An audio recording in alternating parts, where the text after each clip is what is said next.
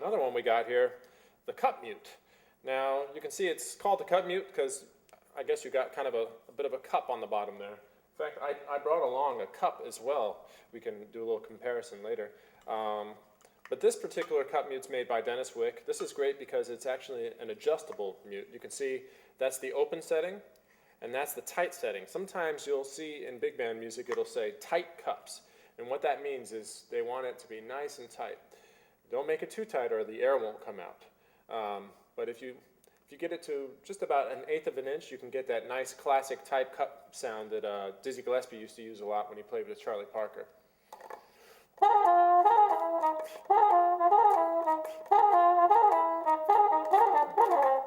Something like that. And if we open that up,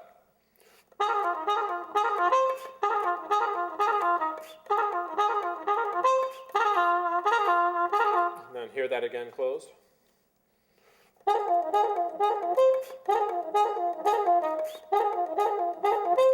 So you get the idea. Basically, the cup mute is a great sound. It's very versatile.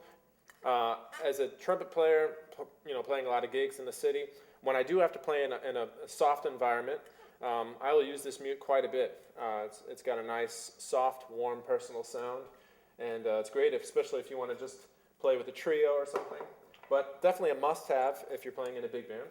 And if you're living in a small apartment building like I am in New York City, this is definitely a must-have. This is actually called the Whisper Mute. It's by Charlie Spivak, and let's see. The point of this mute is to be a little friendlier to your neighbors.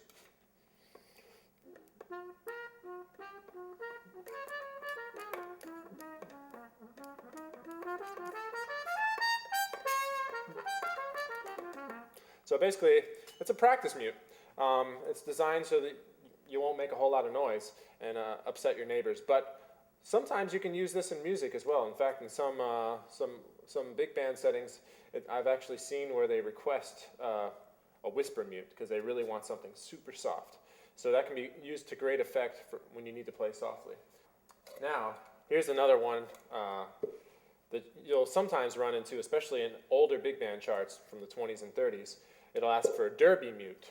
And as you see, this kind of, well, I got a big head, so this doesn't really fit. But it's essentially a derby. And this one's made out of metal. Sometimes they're made out of plastic. And sometimes you'll see people actually using just real hats. Back in the 20s, guys would take off their hat and they start playing with it.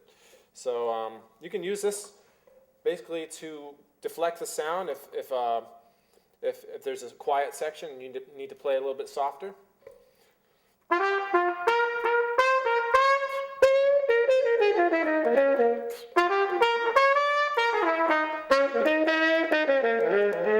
You can also use it for a wah effect. You'll see sometimes guys in a band will be doing this.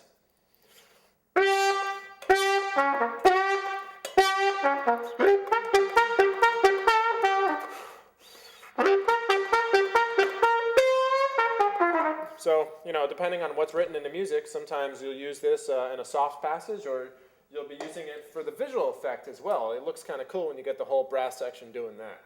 So that's just a few of the mutes that we use in the trumpet world, and they really make playing a lot of fun.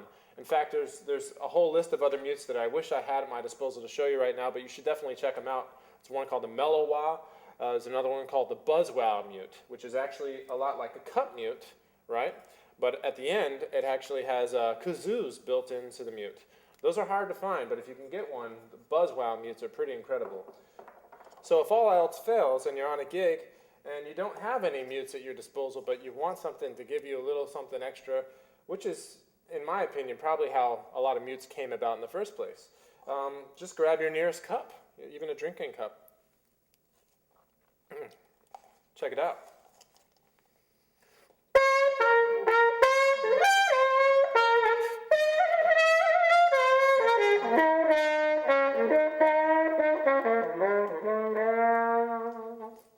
It works.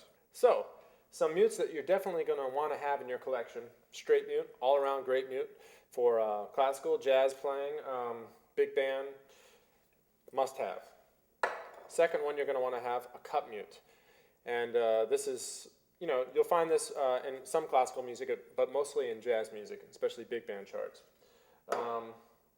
Another one, got to have a harmon. Preferably one that has a stem, because as we discussed before, sometimes you'll see in the part it'll say harmon with stem or without stem. And last but not least, the plunger mute. This guy is used in, and you probably won't find this in classical music very much, let me tell you, but in jazz it's definitely a must-have. So altogether, these 4 mutes, if you show up to a gig, you're fine. A big band gig, that is. If you don't have a crazy, like a Mellow Wah mute or a Shastock mute or a Buzz Wow mute, don't fret. Chances are the other players won't have one of those mutes either. But if you have these 4, then you're straight. So you got your straight mute, your cut mute, your harmon mute, and your plunger. So remember, the reason that we use all these different mutes on the trumpet are to capture different moods, create different musical textures, and to approximate the human voice in different ways. I recommend that you take a little bit of time with each one of these mutes and find out those different colors that you can do, especially the plunger mute, because there's a lot of possibilities with this little guy. In fact, just take a piece of music that you normally play without a mute